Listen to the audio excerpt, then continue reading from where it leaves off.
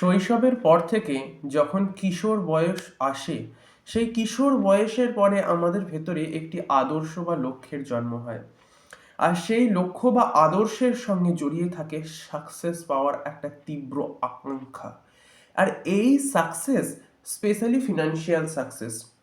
আর এই ফিনান্সিয়াল সাকসেসটা পাওয়ার জন্য কোটি কোটি ছেলে মেয়ে দৌড়চ্ছে সব দেশে, সব রাষ্ট্রে, পুরো পৃথিবীতে একই বিষয় চলছে যে কিভাবে সাকসেস পাওয়া যায়।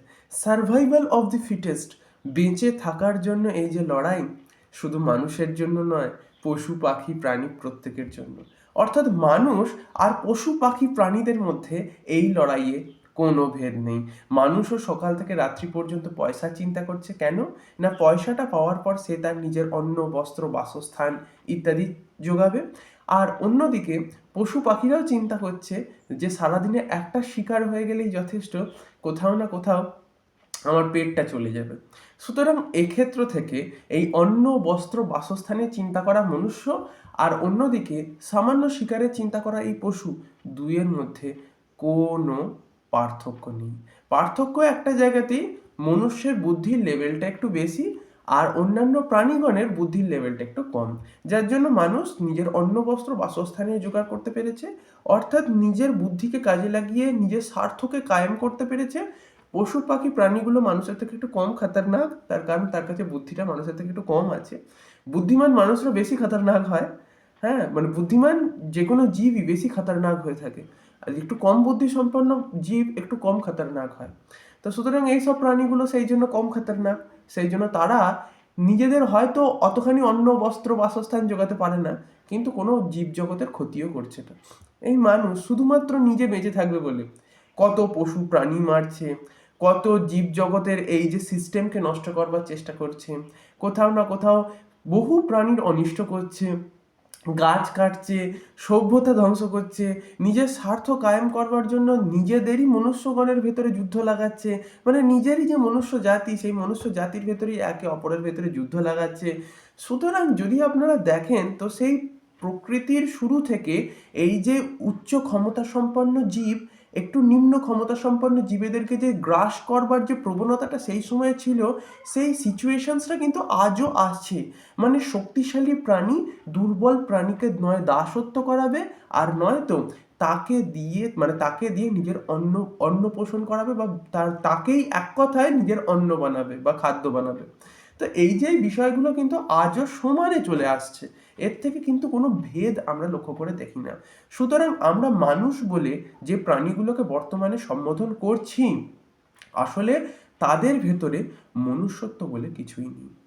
কথাটা বাস্তব সত্য কথা।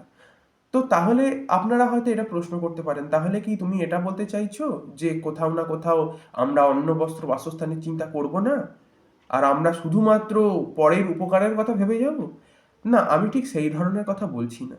দেখুন, অন্ন, বস্ত্র, বাসস্থানের জোগাড় করেও সমাজ, প্রকৃতি, বাস্তুতন্ত্র এবং এই পরিবেশকে সুস্থ এবং স্বাভাবিক রাখা সম্ভব, যদি আপনাদের ভেতরে অতিরিক্ত স্বার্থপরতাটা না এসে সমাজের মধ্যে একটা সামাজিক ভাব কাজ করে, যদি কোথাও না কোথাও অসততার ইচ্ছা না থাকে, যদি কোথাও না কোথাও অন্য প্রাণীকে বা অন্য জীবকে ইউজ করে নিজেদের স্বার্থে ব্যবহার করবার ইচ্ছা বেশি না থাকে, কিছুটা তো করতেই হবে, বেশি যদি না থাকে, তো তাহলে কোথাও না কোথাও আপনারা কোথাও না কোথাও সমাজকে এবং এই বাস্তুতন্ত্রকে একটু হলেও ঠিক জায়গায় রাখতে সমর্থ হবেন।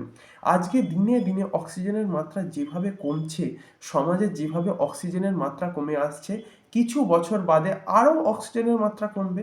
তার কারণ এত বৃক্ষচ্ছেদন হবে এবং এত জায়গায় জায়গায় বড় বড় শপিং কমপ্লেক্স, বড় বড় সিনেমা হল, বড় বড় বার্স, হ্যাঁ, বিভিন্ন কিছু তৈরি হবে, যার ফলে ধীরে ধীরে ধীরে ধীরে কর্পোরেট সংস্থা কি করবে, শুধুমাত্র নিজের লাভের জন্য কিছু সাধারণ মানুষকে নিজেদের প্রোডাক্টসকে বা নিজেদের সার্ভিসেসকে এমনভাবে ডেমনস্ট্রেট করবে যে তাদের মাথাটা খেয়ে নিয়ে শেষমেশ তাদেরকে শূন্য করে তাদেরকে রেখে দেবে এবং এই প্রকৃতিকেও নষ্ট করে দেবে। আজকের যে কর্পোরেট সমাজ, সেই কর্পোরেট সমাজ সব থেকে বেশি এই পাপের সঙ্গে লিপ্ত। যেখানে কিনা কোথাও না কোথাও সাধারণ মানুষকে ব্যবহার করে নিজেদের ব্যক্তিগত স্বার্থ এরা কায়েম করছে।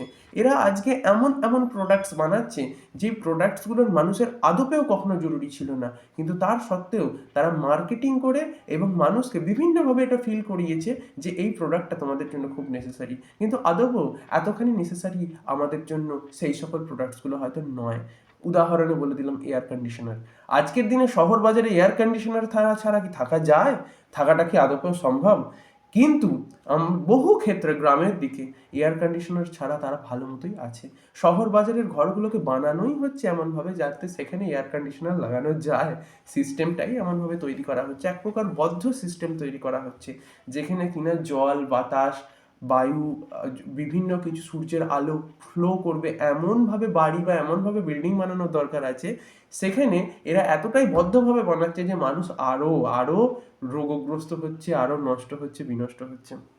তো এই যে বিষয়গুলো সাধারণ মানুষের ভেতরে দেখা যাচ্ছে, মানুষের ভেতরে মনুষ্যত্ব তো তখনই আসে যখন তাদের ভেতরে বিবেকের জন্ম হয়। আর এই বিবেক বা জ্ঞান কোথাও না কোথাও মানুষকে অন্য প্রাণীর থেকে ফারাক করে। সকালবেলায় উঠে যেমন মানুষও মলমূত্র ত্যাগ করে, তেমন জীবজন্তুও ত্যাগ করছে। দুপুরবেলায় মানুষও যেমন ক্ষুধ পিপাসায় কাতরায়, তেমন পশু প্রাণীরাও কাতরাচ্ছে। রাত্রিবেলায় খাওয়া দাওয়া করে যেমন মানুষ শুতে যায়, তেমন পশুরাও শুতে যায়। সুতরাং মানুষ আর পশুর মধ্যে তাহলে ভেদ কি রইল? ভেদ তো থাকবে জ্ঞানী, ভেদ থাকবে চেতনায়, ভেদ থাকবে বিবেকে। মানুষের ভেতরে যে বিবেকটা থাকে, সেই বিবেক বা সেই জ্ঞান বা সেই বিদ্যা পশুর ভেতরে কখনো থাকে না। কিন্তু আজকের দিনে এই যে মনুষ্যত্বের জ্ঞান বা এই মনুষ্যত্বের যে ভাব, সেই ভাব ধীরে ধীরে ধীরে ধীরে মানুষের ভেতর থেকে নষ্ট হয়ে যাচ্ছে। ফলে মানুষও পশুতে পরিণত হচ্ছে। কোনো স্কুল, কোনো ইউনিভার্সিটি, কোনো কলেজ মনুষ্যত্ব সম্পন্ন ছাত্র তৈরি করছে না, শুধু এক প্রকার বিদ্যা অর্জনকারী এমন ছাত্রকে তৈরি করছে যে একটা well trained but well educated নয়। Well trained is not equal to well educated, because well educated is actually building a character which is really unique, যেটা কিনা এরা বানাচ্ছে না। ইউনিক ক্যারেক্টার তৈরি হয়, ইউনিক চেতনা তৈরি হয়। সেই চেতনা সম্পন্ন স্টুডেন্টসদেরকে কি আজকের ইউনিভার্সিটি, কলেজের স্যার প্রফেসররা বানাচ্ছে? কোথাও না কোথাও তাদের মেন্টালিটিটা এমন একটা জায়গায় দাঁড় করিয়ে দিচ্ছে যাতে তারা ওয়েল ট্রেন্ড হয় এবং সাধারণ মানুষকে নিজেদের স্বার্থে ব্যবহার করে। আজকে যারা এমবিএ করতে যাচ্ছে, যারা যারা যাচ্ছে আর কি, আমি তাদের ভিত্তিতে বলছি, এমবিএ তো খুব বড় ডিগ্রি। সেখানে যারা পড়াশোনা করছে তাদের ভেতরে একটা জিনিস দেখেছি, সাধারণ মানুষকে শুধু ইউজ করে তাদের কাছ থেকে কিভাবে নিজেদের লাভটা ওঠানো যায়। আর এটা পুরো সমাজই করছে, শুধু মানে এটা শেখানো হচ্ছে রীতিমতো, যে যেখানে কিনা এটাও দেখিয়ে দেওয়া উচিত যে একটা সবকিছুর একটা নির্দিষ্ট এথিক্স থাকে, সবকিছু একটা নির্দিষ্ট সামাজিক একটা ভাব থাকে, সেই ভাব এদের ভেতরে নেই। সমাজে 10টা মানুষকে নিয়ে তো সমাজটা চলবে, তুমি একাকী তো নিজেই পুরো সমাজটায় একাকী অবস্থান করছো না, আর এই পুরো সমাজটাও তোমার দাস নয়। কিন্তু এই কর্পোরেট লিডাররা পুরো সমাজকে, পুরো জগৎকে নিজেদের দাসে পরিণত করেছে। আজকে এই সমাজের চেতনা ফেরার খুব প্রয়োজনীয়তা আছে।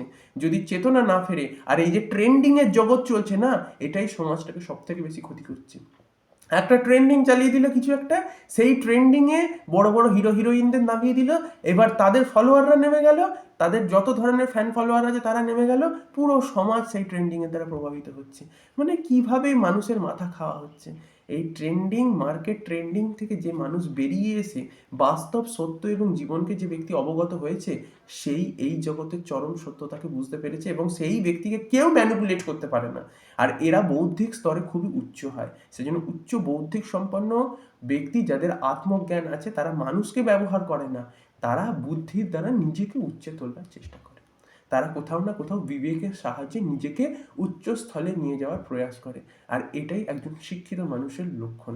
আর বাকি যেসব লক্ষণগুলো বললাম বা যেসব গুণগুলো বললাম, সেগুলি মূর্খের লক্ষণ। শুধু একটা ওয়েল ট্রেন্ড মানুষ এইসব কাজগুলো করে থাকে। তো সুতরাং ওয়েল ট্রেন্ড হলে হবে না, ওয়েল ট্রেন্ডের সঙ্গে সঙ্গে ওয়েল এডুকেটেড হতে হবে, তবে কিনা একটা মানুষ মানুষের মতো তৈরি হয়। আজকের মতো এইটুকুই। যদি ভিডিওটা ভালো লেগে থাকে অবশ্যই নিজের বন্ধু বান্ধব আত্মীয় স্বজন প্রত্যেককে শেয়ার করবেন। আমার সঙ্গে এতক্ষণ অবস্থান করবার জন্য আপনাদেরকে প্রেমপূর্বক হৃদয়ের অভ্যন্তর থেকে অনেক অনেক ধন্যবাদ।